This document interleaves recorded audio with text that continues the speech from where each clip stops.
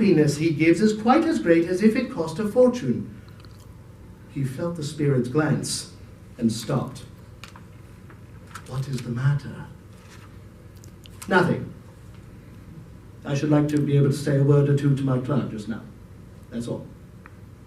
My time grows short. Look. Again, Scrooge saw himself. He was older now, a man in the prime of life.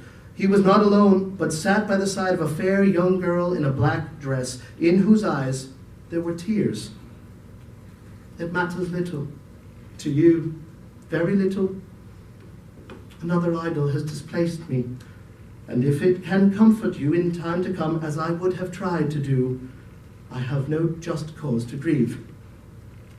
What idol has displaced you? A golden one.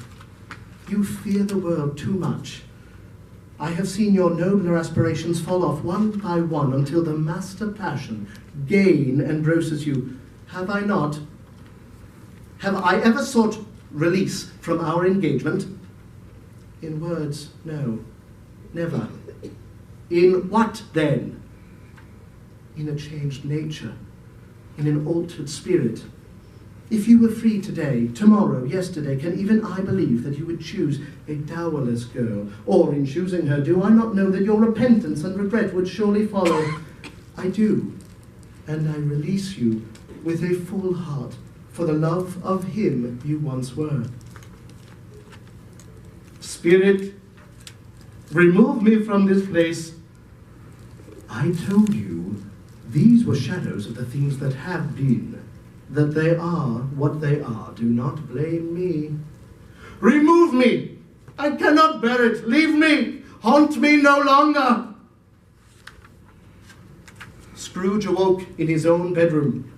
There was no doubt about that, but it had undergone a surprising transformation. The walls and ceiling were so hung with living green that it looked like a perfect grove. The leaves of holly, mistletoe, and ivy reflected back the light, and a mighty blaze went roaring up the chimney. Heaped upon the floor to form a kind of throne were turkeys, geese, game, brawn, great joints of meat, suckling pigs, long wreaths of sausages, mince pies, plum puddings, barrels of oysters, red-hot chestnuts, cherry-cheeked apples, juicy oranges, luscious pears, and great bowls of punch. In easy state upon this couch there sat a giant, glorious to see, who bore a glowing torch and raised it high to shed its light on Scrooge as he came peeping round the corner. Come in, and know me better, man. I am the ghost of Christmas present. Look upon me. You have never seen the like of me before? Never. Have never walked forth with the younger members of my family? I don't think I have. I'm afraid I have not. Have you many brothers, Spirit? More than 1,800. A tremendous family to provide for. Touch my robe. Scrooge did as he was told, and held it fast. The room and all its contents vanished instantly, and they stood in the city streets upon a snowy Christmas morning. Scrooge and the ghost passed on, invisible, straight to Scrooge's clerks, and on the threshold of the door the spirit smiled and stopped to bless Bob Cratchit's dwelling with the sprinklings of his torch. Is there a peculiar flavor in what you sprinkle from your torch? Asked Scrooge. There is, my own. Would it apply to any kind of dinner on this day? To any kindly given, to a poor one most. Why to a poor one most? Asked Scrooge. Because it needs it most. Think of that. The ghost of Christmas present blessed this four-room house. Then up rose Mrs. Cratchit, dressed out but poorly in a twice-turned gown but brave in ribbons, which are cheap and made a goodly show for sixpence, and she laid the cloth, assisted by Belinda Cratchit, second of her daughters, also brave in ribbons, while Master Peter Cratchit plunged a fork into the saucepan of potatoes. And now two smaller Cratchits, boy and girl, came tearing in, screaming that outside the baker's they had smelled the goose, and these young Cratchits danced about the table. "Whatever has got your precious father then?" said Mrs. Cratchit. "And your brother Tiny Tim and Martha weren't as late last Christmas Day by half an hour." "He's Martha, mother," said a girl, appearing as she spoke. "He's Martha, mother!" cried the two young Cratchits. "Hurrah!"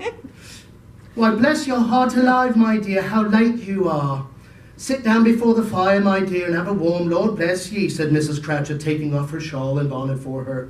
"No, no, there's father coming," cried the two young Cratchits, who were everywhere at once. "Hide, Martha, hide!" So Martha hid herself, and in came little Bob the father, his threadbare clothes brushed to look seasonable, and Tiny Tim upon his shoulder. Alas, for Tiny Tim, he bore a little crutch, and had his limbs supported by an iron frame. "Why, where's our Martha?" cried Bob Cratchit, looking round. "Not coming," said Mrs. Cratchit. "Not coming? Not coming upon Christmas Day?" Martha didn't like to see him disappointed, if it were only in joke, so she came out prematurely from behind the closet door and ran into his arms, while the two young Cratchits hustled Tiny Tim and bore him off to the wash-house that he might hear the pudding singing in the copper. "And how did little Tim behave?" asked Mrs. Cratchit, as Bob hugged his daughter to his heart's content. "As good as gold," said Bob. "Somehow, he gets thoughtful, sitting there by himself so much, and he thinks the strangest things you've ever heard. He told me, coming home, and he hoped the people saw him in the church, because he was a cripple, and it might be pleasant for them to remember, upon a Christmas Day, who made lame beggars walk and blind men see."